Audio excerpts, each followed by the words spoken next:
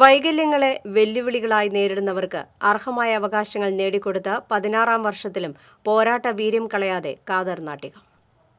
തുടക്കത്തിൽ നടത്തിയ ഒറ്റയാൾ പോരാട്ടം വിജയത്തിലെത്തുമ്പോൾ കേരള വികലാംഗക്ഷേമ സംഘടനയെന്ന ഭിന്നശേഷിക്കാരുടെ വലിയൊരു സമൂഹം തന്നെ ഖാദർ നാട്ടിക എന്ന വലിയ മനുഷ്യന് പിറകിലുണ്ട്. പെരിങ്ങോട്ടുകര നാലുംകൂടിയ ജംഗ്ഷനിൽ ജീവിതമാർഗം കണ്ടെത്താൻ ടെലിഫോൺ ബൂത്ത് തുടങ്ങിയ ഖാദർ നാട്ടികയ്ക്ക് ഇത് തുടരാൻ കഴിഞ്ഞില്ല. വ്യാപാര സമുച്ചയത്തിനായി അധികാരികൾ ഇടപെട്ടതോടെ നാടിന്റെ വികസനത്തിന് തടസ്സമെന്ന പേരിൽ ഭിന്നശേഷിക്കാരനായ ഇദ്ദേഹത്തിന്റെ വരുമാനമാർഗവും ഇല്ലാതായി. വികലാംഗൻ എന്ന പേരിൽ നിന്ന് ഭിന്നശേഷിക്കാരൻ എന്ന നിലയിലേക്ക് ഖാദർ നാട്ടിക വഴിതെളിച്ചത് ഇവിടെ മുതലായിരുന്നു. ഭിന്നശേഷിയുള്ളവരെ ഒന്നിപ്പിച്ച് അധികാര കേന്ദ്രങ്ങളിൽ അവരുടെ ശബ്ദമാകണമെന്ന ലക്ഷ്യമായിരുന്നു മുന്നിൽ. 11 വർഷത്തെ പ്രവർത്തനത്തിന് പിന്നാലെ 2005 പെരിങ്ങോട്ടുകര താന്യത്ത് 10 ഭിന്നശേഷിക്കാരുമായി കേരള വികലാംഗ ക്ഷേമ സംഘടനയ്ക്ക് രൂപം നൽകി. പിന്നീട് ഭിന്നശേഷിക്കാരുടെ നിയമനം PSCക്ക് വിടണമെന്ന ആവശ്യവുമായി സമരരംഗത്തെത്തി. സംഘടനയുടെ പ്രവർത്തനം പിന്നീട് സർക്കാർ തലത്തിലും അംഗീകരിക്കപ്പെട്ടു.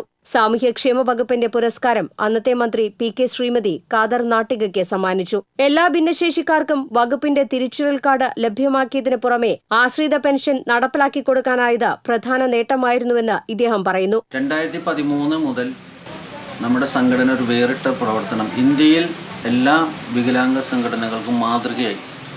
കേരളത്തിൽ ഇന്നേ വരെ ആരും ചെയ്തിട്ടില്ലാത്തൊരു വേറിട്ട പ്രവർത്തനമാണ് 2013 ഡിസംബർ മാസം 22-ാം തീയതി തൃശ്ശൂർ തേക്കിൻകാട് മൈതാനത്ത് വെച്ച് എൻ്റെ നേതൃത്വത്തിൽ എൻ്റെ സഹപ്രവർത്തകർ ഉൾപ്പെടെ നടത്തിയ ഒരു പ്രതിജ്ഞയുണ്ട്. അതായത് ആ വേറിട്ട പ്രവർത്തനം വെച്ചാൽ ഭിന്നശേഷിക്കാരുടെ സമൂഹ വിവാഹം നടത്തി അവരെ പുനരധിവാസ മേഖലയിലേക്ക് കൊണ്ടുവരിക എന്നുള്ളതാണ് അതിൻ്റെ ലക്ഷ്യമായിരുന്നത്.